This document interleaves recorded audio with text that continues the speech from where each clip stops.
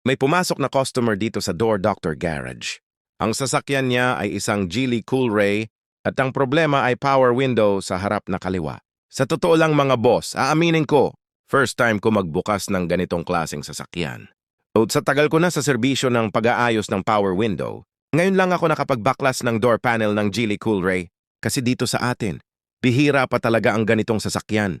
Kaya bago ako nagbaklas, binusisi ko muna ng mabuti. Tinitigan ko muna kung saan ang mga tornilyo, saan ang mga clip at paano ang tamang pag-angat ng door pad.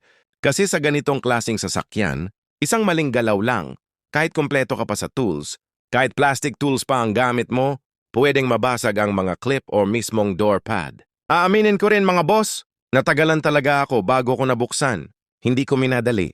Kasi sa ganitong trabaho, mas mabuti ng mabagal basta sigurado, kaysa mabilis pero may nababasag.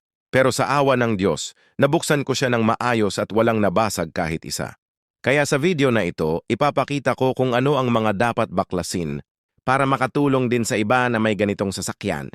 Para kung sakaling kailanganin ninyo, may idea na kayo kung paano ito ginagawa. Pero gusto ko rin magbigay ng konting real talk sa mga customer. Kung hindi kayo sigurado sa gagawin ninyo, huwag na pong mag-DIY. Kasi ilang beses na rin may pumasok dito sa shop na customer, ang sabi nila maliit lang daw ang problema.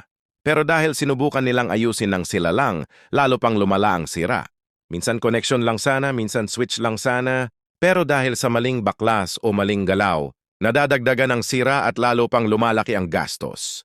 Kaya kung power window specialist ang hinahanap ninyo, nandito lang kami sa Door Doctor Garage. Matatagpuan kami sa NLSA Road, Barangay Lagao, General Santos City. Door Doctor Garage nan pag power window ang usapan, siguradong may solusyon. Door Doctor Garage, Power Window Specialist. NLSI Road, Barangay Lagao, Gensan. Yes, very professional. LOL, your window it's